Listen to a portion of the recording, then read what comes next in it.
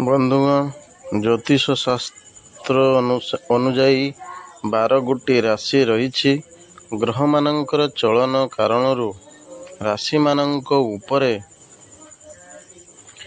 ଏହାର ପ୍ରଭାବ ପଡ଼ିଥାଏ, ଯାହାଫଳରେ ବ୍ୟକ୍ତି କଠିନ ପରିଶ୍ରମ କରି ବି ବିଫଳ ହୁଏ। କିନ୍ତୁ କିଛି କ୍ଷେତ୍ରରେ ବ୍ୟକ୍ତି କମ୍ ପରିଶ୍ରମ କରି ସଫଳତା ହାସଲ କରିଥାଏ। ଆଜିଠାରୁ ମହାଦେବଙ୍କ କୃପା କିଛି ରାଶିଙ୍କ ଉପରେ ପଡ଼ିବାକୁ ଯାଉଛୁ। ଏମାନଙ୍କର ଭାଗ୍ୟ ଚମକିବାକୁ ଯାଉଛି। ଆସନ୍ତୁ ଜାଣିବା ବିସ୍ତାର ଭାବେ। ଭିଡ଼ିଓଟିକୁ ପୁରା ଦେଖନ୍ତୁ, ଲାଇକ୍ କରନ୍ତୁ, କମେଣ୍ଟ କରନ୍ତୁ, ସେୟାର କରନ୍ତୁ। କନ୍ୟା ରାଶି, ଆପଣଙ୍କର ଏବେ ଯାହା ଇଚ୍ଛା ହେବ ତାହା କରିପାରିବେ।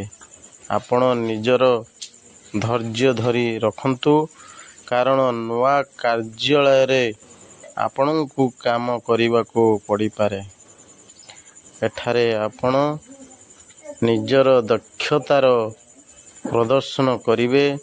ଆପଣଙ୍କର ଆଗାମୀ ସମୟ ସଫଳତା ଓ ଆନନ୍ଦରେ ଭରପୁର ରହିବ।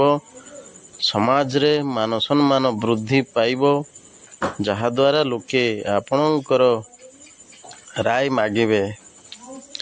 ବନ୍ଧୁଗଣ, ତୁଳା ରାଶି, ଜାଣି ରଖନ୍ତୁ, ଆପଣଙ୍କର ମାନସିକ ଓ ଶାରୀରିକ ସ୍ୱାସ୍ଥ୍ୟ ଭଲ ରହିବ। ଏବେ ଆପଣଙ୍କର ଭାଗ୍ୟ ଅଚାନକ ଚମକିବାକୁ ଯାଉଅଛି, ଯାହାଫଳରେ ଆପଣଙ୍କୁ ସଚ୍ଚା ପ୍ରେମ ମିଳିବାର ସମ୍ଭାବନା ରହିଛି। ଆପଣଙ୍କ ଉପରେ ମହାଦେବଙ୍କ କୃପା ଦୃଷ୍ଟି ରହିବ। ମନ ପ୍ରସନ୍ନ ରହିବ। ଦାମ୍ପତ୍ୟ ଜୀବନ ସୁଖମୟ ହେବ। ସିଂହ ରାଶି, ଆପଣଙ୍କ ଉପରେ ଭଗବାନ ଶଙ୍କରଙ୍କର ଅସୀମ କୃପା ଲାଗି ରହିବ, ଯାହାଫଳରେ ଆପଣଙ୍କର ଧନ ଦୌଲତରେ ଭରପୁର ହୋଇ ଉଠିବ। ବିଦ୍ୟାର୍ଥୀଙ୍କର ପାଠପଢ଼ାରେ ମନ ଲାଗିବ। ଧାର୍ମିକ ସଙ୍ଗୀତ ପ୍ରତି ଇଚ୍ଛା ବଢ଼ିବାକୁ ଲାଗିବ। ଅଟକିଥିବା କାମ ପୂରଣ ହେବ, ଯାହାଫଳରେ ଆପଣଙ୍କ ମନ ପ୍ରସନ୍ନ ରହିବ।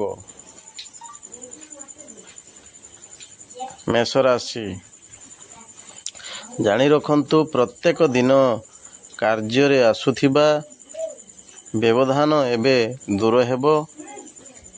ପ୍ରତ୍ୟେକ କାର୍ଯ୍ୟରେ ଆପଣଙ୍କୁ ସଫଳତା ମିଳିବ।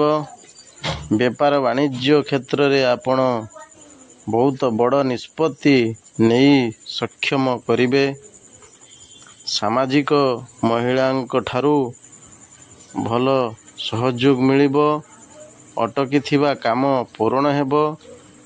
ପୂଜାପାଠରେ ମନ ଲାଗିବ। ସନ୍ତାନ ସୁଖ ପ୍ରାପ୍ତ ହେବାର ଯୋଗ ଅଛି। ଆପଣ ଯାହା ବି ନିଷ୍ପତ୍ତି ନେବେ ତାହା ଠିକ୍ ସାବ୍ୟସ୍ତ ହେବ।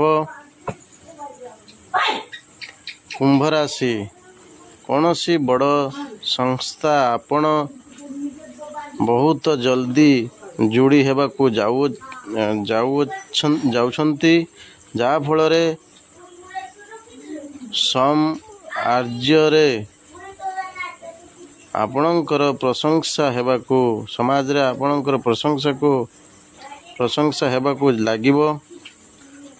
ସ୍ୱାଦିଷ୍ଟ ଭୋଜନର ଆନନ୍ଦ ନେବେ। ସବୁ ଚିନ୍ତାଧାରା ଆପଣଙ୍କୁ ଅନ୍ୟମାନଙ୍କ ଠାରୁ ଦୂରେଇ ଲାଗିବ। ସନ୍ତାନ ସୁଖ ପ୍ରାପ୍ତି ହେବାର ଯୋଗ ରହିଛି। ଫସି ରହିଥିବା କାର୍ଯ୍ୟ ଚାଲୁ ହେବାକୁ ଲାଗିବ। ଯଦି ଭିଡ଼ିଓଟି ଭଲ ଲାଗିଥାଏ ତ ସବସ୍କ୍ରାଇବ୍ କରିବାକୁ ଜମାରୁ ଭୁଲିବେନି। ଲାଇକ୍ କରନ୍ତୁ, କମେଣ୍ଟ କରନ୍ତୁ, ସେୟାର କରନ୍ତୁ। ଧନ୍ୟବାଦ।